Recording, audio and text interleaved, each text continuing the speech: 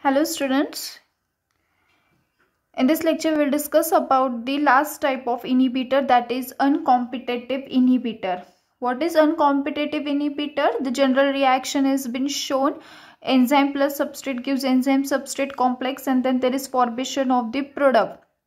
Here now inhibitor, you can see inhibitor bind to the enzyme substrate complex. Okay, here inhibitor just bind to the enzyme substrate complex and there is formation of the enzyme substrate inhibitor complex. It is also known as the dead end complex as that of the non-competitive inhibitor, because here to the enzyme substrate, though substrate is there but inhibitor is also been bound, so due to the binding of inhibitor there is no formation of the product. Okay, so it is known as the dead end complex. मतलब यहाँ पर inhibitor सिर्फ और सिर्फ enzyme substrate complex को ही bind होता है. It doesn't bind to the free enzyme or it doesn't bind to any other complex. It just bind to the enzyme substrate complex and there is formation of the ESI complex, which is also known as the dead end complex. Now what is the derivation for this uncompetitive inhibitor? The derivation is same as that of the other types of inhibitor with slight differences. Now we have to find the value of the ESI. So what we will do, Ki is equal to how the ESI is been formed, that first we will write in the equation form. ES, concentration of ES into concentration of inhibitor upon ESI. This term will go here. So concentration of ESI is equal to concentration of ES into concentration of I upon Ki. Rate of formation of ES is equal to rate of breakdown of ES, the same as it is. Okay, so यहाँ पर हमने K terms एक side में लिए है, K terms which is known as the Km. So Km is equal to concentration of E into S upon ES, which is named as the equation 1. तो equation 1 तक same है, सिर्फ यहाँ पर थोड़े से changes होते according to the type of the inhibitor. ठीक है, इसीलिए ये मैंने फिर से डिटेल में आपको एक्सप्लेन किया नहीं है. तो अभी यहाँ पर टोटल एंजाइम क्या है? Total enzyme is the free enzyme plus enzyme substrate complex plus enzyme substrate inhibitor complex. Means what? This free enzyme, okay, enzyme substrate complex and this enzyme substrate inhibitor complex, जो complex form हुए, that is your total enzyme. Now what we have done, we have put up the value of ESI. okay, जो हमने यहाँ पर find out की थी वही हमने value यहाँ पर डाली है. इसमें से हमने क्या किया है, we have drawn the ES common और we have yes we have taken ES common. तो क्या मिलता है हमें? concentration of E0 is equal to concentration of E plus ES common 1 plus I upon Ki. Now what we have done, we have rearranged this above equation. After rearranging this free enzyme हमने बाहर लिया है. free enzyme is equal to total enzyme minus ES, the rest is the same. Now what we have done, we have substitute the value of free enzyme in equation 1, that is this. okay, in equation 1 we have put up. तो हमें क्या मिलता है? Km is equal to this value हमने डाली तो हमें ये equation मिलता है. okay, what we have done, then we have multiplied this concentration of S with each term. After multiplying we get somewhat like this equation. तो हमने ये concentration of ES यहाँ पर लिया है. okay, so the rest of the same, Km into S, total enzyme into substrate minus enzyme substrate complex 1 plus inhibitor upon Ki into S, the rest is same. okay, अभी हमने यहाँ पर क्या, we have rearranged, we have to find this term, so we have rearranged according to that. E0 into S is equal to Km, ये minus यहाँ पर आकर क्या हो जाएगा, plus, and the rest is same. Okay, अब यहाँ पर हम क्या ले सकते हैं? ES कॉमन ले सकते हैं. ठीक है, तो हमने आगे के इक्वेशन में वही किया है. What we have did, we have taken the ES common. Okay, so ये इक्वेशन था वो. अब हम यहाँ पर क्या करते हैं, we take the ES common. तो हमें क्या मिलेगा? Concentration of E0 into concentration of S is equal to concentration of ES Km plus 1 plus concentration of inhibitor upon Ki whole bracket into concentration of S. okay, we have taken the ES common. अब हमें यहाँ पर क्या ढूंढना है? ES ढूंढना है, same as that of the rest equation we have shown. so concentration of ES is equal to concentration of E0 into concentration of S upon the rest will be same, that is Km plus 1 plus concentration of inhibitor upon Ki into concentration of S. Okay, ये क्या होगा, same होगा, लेकिन हमें पता है what we know, initial velocity is equal to K2 into ES. तो अब हम ES की वैल्यू इस इक्वेशन में डालेंगे. Our equation will become V0 is equal to K2 E0 into concentration of S upon Km plus 1 plus concentration of I upon Ki into concentration of S. I hope you are with me.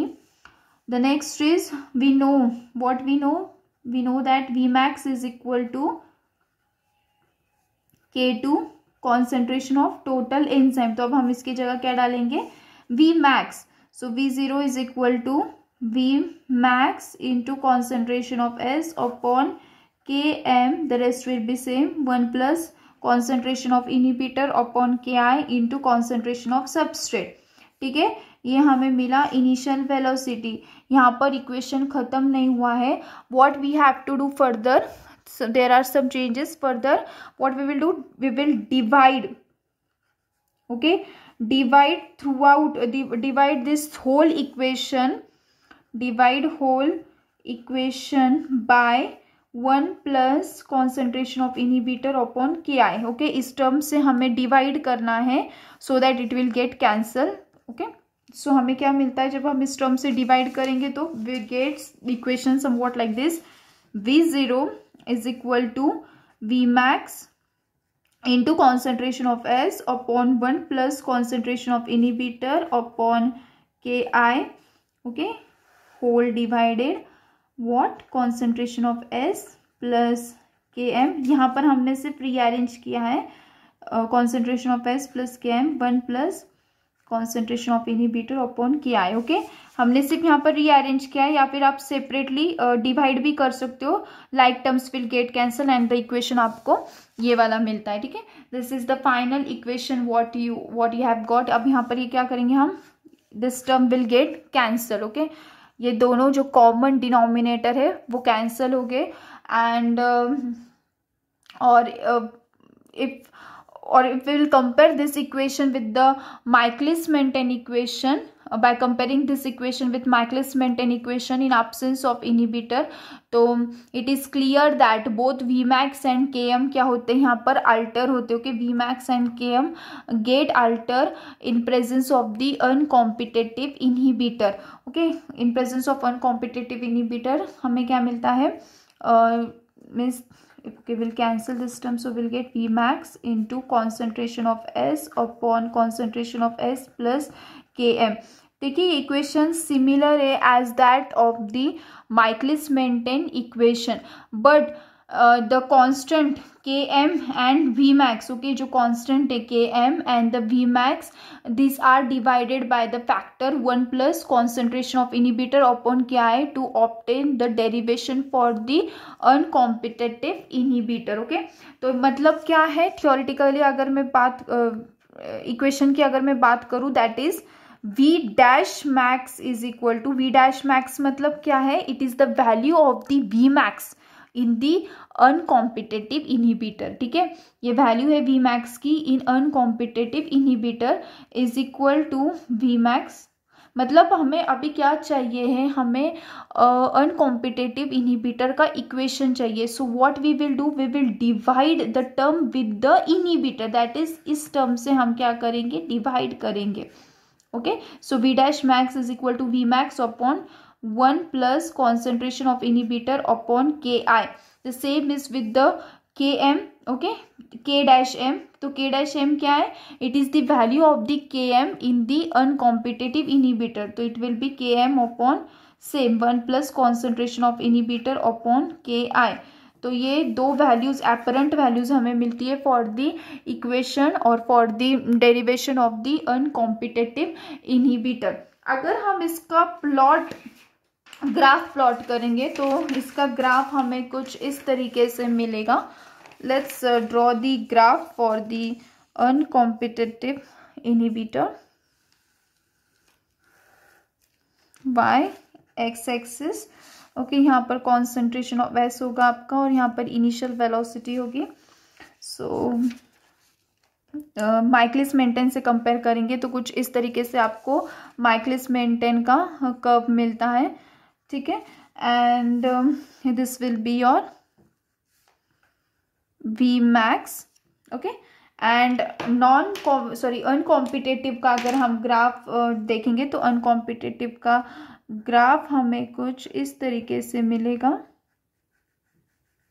Okay. So this is the uncompetitive graph inhibitor. अगर हम इसका KM design करेंगे तो the KM will be somewhat like this. ये आपका KM हो गया for inhibitor and for normal आपका इस तरीके से हुआ the point of intersection, this is your KM, okay. ये K-M and this will be your KM। तो यहाँ पर आपको क्या डेरिवेशन मिल रहा है, लाइन वीवर बर्ग प्लॉट भी मैं आपको दिखा दूँ so that it will get more clear for you. Lineweaver Burk plot अगर हमने देखा तो it will be somewhat like this. Normal तो ऐसे होगा -1/Km as it is reciprocal so we are taking inverse, this will be, ये जो होगा it will be 1/V max. And जो आपका इनहिबिटर वाला होगा this will be inhibitor Lineweaver Burk. तो दिस आर आपको क्या मिलती है, यहाँ पर दो पैरेलल लाइंस मिलती है, ओके। दो पैरेलल लाइंस आपको यहाँ पर मिलती है, यानी कि the year if we will interpret the result of KM and V max, तो यहाँ पर KM और V मैक्स क्या है, KM is also decreased and V max is also decreased, okay. Why this both are been decreased, because it occurs only, it means what, inhibitors bind only to the ES complex, okay. आप देख सकते हैं inhibitor यहाँ पर सिर्फ ES complex को bind होता है, so there are no chances that V max increase होगा या KM इंक्रीज होगा, क्योंकि यहाँ पर सबस्ट्रेट बेशक बाइंड है, though substrate is been bound but this inhibitor it disturbs और इट ये पूरा खेल बिगाड़ देता है। So there is no any increase in the value of the V max और KM। तो यहाँ पर सब डिक्रीज ही हो रहा है, V मैक्स भी डिक्रीज हो रहा है और KM भी डिक्रीज हो रहा है, okay. Lineweaver Burk plot में आपको कैसे क्लैरिफाई हो रहा है, because here reciprocal is there, when the line और slope is going upward it indicates that it is decreasing, okay। So here both the values are been decreasing, KM as well as V max is been decreasing। दोनों की value अलग अलग है, दोनों का constant अलग अलग है, बट दोनों इंटरप्रिटेशन एक ही दे रहे that they are decreasing, okay. अब मैं आपको रिवाइज करवा दूं सारे ग्राफ जो हमने देखे, okay. So we will quickly revise the complete graph जो हमने देखे। So let's start with the competitive inhibitor. Competitive inhibitor, there is competition between the substrate and the inhibitor to bind to the enzyme active site, because there is just one active site for the enzyme, so there is competition between this inhibitor and the substrate। तो यहाँ पर condition क्या है, Michaelis Menten plot अगर देखा तो condition कुछ इस तरीके से, this is the normal curve of Michaelis Menten और यहाँ पर एक कॉम्पिटिटिव इनहिबिटर। तो कॉम्पिटिटिव इनहिबिटर का ग्राफ कुछ इस तरीके से, तो यहाँ पर V मैक्स सेम है, okay. V max is same और it remains unchanged for the competitive inhibitor and KM goes on decreasing, okay. KM यहाँ पर क्या होता है, KM डिक्रीज होता है। Why this is so, because here there is inverse relationship between the KM and affinity, high KM low affinity, okay। so here substrate affinity is decreased towards the binding, okay. So substrate और binding का inverse relationship है। सो यहाँ पर क्या है, KM की value क्या हो रही है, इंक्रीज हो रही है। KM की वैल्यू इंक्रीज हो रही है मतलब सबस्ट्रेट एफिनिटी लो है towards the enzyme because inhibitor bind हो रहा है, okay। so that is the line Michaelis Menten curve. अगर लाइन वीवर बर्ग प्लॉट देखेंगे तो यहाँ पर तो बहुत इजीली इंटरप्रेट होता है। y एक्सिस पे 1/s है, x एक्सिस पे 1 ऐसे, y एक्सिस पे 1/v0 initial velocity as it is reciprocal. Normal curve इस नॉर्मल लाइन इस तरीके से दिखाई जा रही है and this is the competitive inhibitor. Okay, so it touches the same point that is the V max, यानी कि यहाँ पर वी मैक्स क्या है, सेम है, अनचेंज्ड है, लेकिन चेंज कहाँ हो रहा है, there is change in the km. Okay, intersection is same but there is change in the km. km is increasing means what, affinity towards the substrate is decreasing. Why affinity towards substrate is decreasing? Because enzyme के active site में inhibitor bind हो सकता है. Okay, inhibitor जब bind होगा तो substrate automatically it is not going to bind to the active site, so the affinity has been decreased. लेकिन हम ये reduce कर सकते, कैसे reduce कर सकते, by increasing the substrate concentration. Okay, so this is all about competitive. Next है non competitive inhibitor. non competitive inhibitor में क्या हो रहा है, this is the normal Michaelis-Menten curve. यहाँ पर Vmax decrease हो रहा है and Km is same. Now why here Vmax is been decreasing, here Vmax has been decreasing because यहाँ पर नॉन कॉम्पिटेटिव में क्या है, inhibitor is blocking free enzyme as well as the it is blocking enzyme substrate complex. So अगर हम substrate concentration बढ़ाना भी जाए तो it is impossible to reach the maximum value. So V max क्या होगा, डिक्रीज होगा due to binding of the inhibitor. Okay, and Km it will remain same. Okay, Km क्या होगा, it will remain the same. You can see the touching line, this is the 1 Km for the normal और ये है inhibitor का Km and Vmax it goes on decreasing just due to binding of the inhibitor. line Weber-Burke plot में easily identify हो रहा है. सी ये जो इंटरसेक्ट है, intersect at the at same X axis. Okay, यहाँ पर 1/Km. ओके, सो Km is the same for this both the lines. Change कहाँ हो रहा है, Vmax में. ठीक है, यहाँ पर Vmax क्या है, सेम है, चेंज कहाँ हो रहा है, Km में. तो ये है. Next last is your uncompetitive inhibitor. Uncompetitive inhibitor में कंडीशन दोनों की कैसी है, डिक्रीज हो रही है. ओके, दोनों के लाइंस डिफरेंट है, दोनों के Km वैल्यूज डिफरेंट है. व्हाई, बिकॉज यहाँ पर इनहिबिटर की कंडीशन इस तरीके से है कि inhibitor just bind to the enzyme substrate complex and none other complexes. Okay, so the condition is been different और इनहिबिटर बाइंड हो रहा है तो डेफिनेटली Vmax भी डिक्रीज होगा और Km भी डिक्रीज होगा. ठीक है, तो इस तरीके से हमें कुछ नॉर्मल Michaelis-Menten का मिलता है. When the inhibitor curve is been plotted we get like this and there is point of the intersection और यहाँ पर सब डिक्रीज हो रहा है. You can see in the line Weber-Burke plot दोनों के पॉइंट्स डिफरेंट दिखाए गए हैं, Vmax इनहिबिटर के भी एंड नॉर्मल के भी. Okay, so the slope goes in the upward direction means it indicates that the values are been decreasing because ये डबल रेसिप्रोकल प्लॉट है, यानी कि हम इनवर्ट्स ले रहे हैं. ठीक है, इसीलिए upward it indicates that the value is been decreasing. So this is all about 3 types of inhibitor: competitive, non-competitive and uncompetitive inhibitor. I hope that you might have understood this all the 3 inhibitors with the derivation and the plots. Thank you.